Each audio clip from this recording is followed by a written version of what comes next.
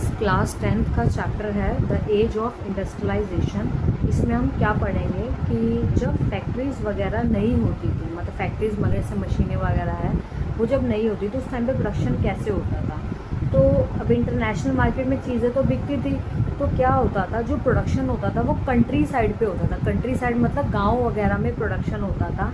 जो वहाँ के पीजेंट होते, मतलब वहाँ के लोग होते थे या वहाँ के आर्टिस्ट होते थे, वो अपने साथ अपने फैमिली के लोगों के साथ मिलकर चीज़ों को प्रोड्यूस करते थे। अब जो मर्चेंट थे, मर्चेंट मतलब जो व्यापारी लोग थे, वो कंट्री साइड क्यों जाने लगे, मतलब वहाँ के लोगों, गांव वाले लोगों से काम चीज़ें क्यों बनवाने लगे, उनकी हेल्प उन्होंने क्यों ली। तो इसका रीज़न क्या था, मतलब वो चाहते तो अपनी खुद की भी एस्टेब्लिश कर सकते थे इंडस्ट्रीज़, लेकिन उन्होंने अपनी खुद की इंडस्ट्री एस्टेब्लिश क्यों नहीं कर पाए। तो इसका रीज़न क्या था कि उस टाइम पे यूरोप में ना कुछ गिल्ड्स होते थे। गिल्ड्स मतलब होता है कुछ लोगों का ग्रुप जो लोगों को अलाउ नहीं कर रहा था कि आप अपनी खुद की नई इंडस्ट्रीज़ ओपन करो। तो इन्हें मर्चेंट का ग्रुप बोलते थे, मतलब व्यापारियों का ग्रुप। तो मतलब अगर कोई नया व्यापारी या कोई नया बिजनेसमैन अपनी खुद की कंपनी खोलना चाहता तो ये अलाउ नहीं करते थे। दूसरा, इनके पास मोनोपोली राइट था, मतलब इनके पास ही राइट था कि अपनी खुद की फैक्ट्री लगा सकते हैं या खुद की इंडस्ट्री एस्टेब्लिश कर सकते हैं। और ये अथॉरिटी इनको किसने दी थी, किंग ने। मतलब किसी नए पर्सन को अपनी खुद की इंडस्ट्री लगाने का राइट नहीं था।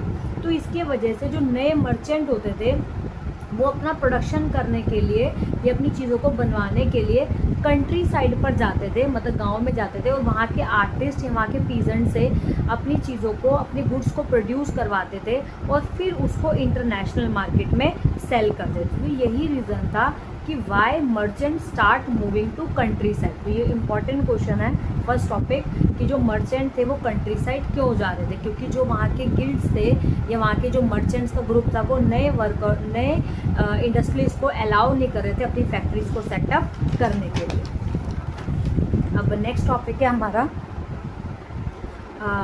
तो मर्चेंट्स ने पीजेंट्स को ऑफ़र किया कि तुम हमारे लिए गुड्स प्रोड्यूस करो, बदले में हम तुम्हें पैसे देंगे। और फिर मर्चेंट जो थे इन गुड्स को इंटरनेशनल मार्केट में बेचते थे, जिसे हम क्या बोलते थे, प्रोटो इंडस्ट्रियलाइजेशन, मतलब इंडस्ट्रियलाइजेशन से पहले का टाइम, प्रोटो इंडस्ट्रियलाइजेशन। ये भी कई बार इसकी डिफाइन आ जाती है। नेक्स्ट टॉपिक है कमिंग अप ऑफ फैक्ट्रीज। तो जो सबसे पहली फैक्ट्रीज थी वो इंग्लैंड में 1730 में इस्टेब्लिश हुई और 1750 तक आते आते इनकी जो नंबर्स थे वो इंक्रीज़ होने शुरू हो गए। और 18th सेंचुरी में बहुत सारे इन्वेंशंस हुए, मतलब नई नई मशीनें बनने लगी, जिसके वजह से मैन्युफैक्चरिंग जो थी वो और ज़्यादा बढ़ने लगी, जो चीज़ें थी और वो ज़्यादा फैक्ट्रीज में बनने लगी। टेक्नोलॉजी जो थी वो अपग्रेड होने लगी, इससे नया धागा बनने लगा, जिससे क्लोथिंग की मार्केट जो थी वो इम्प्रूव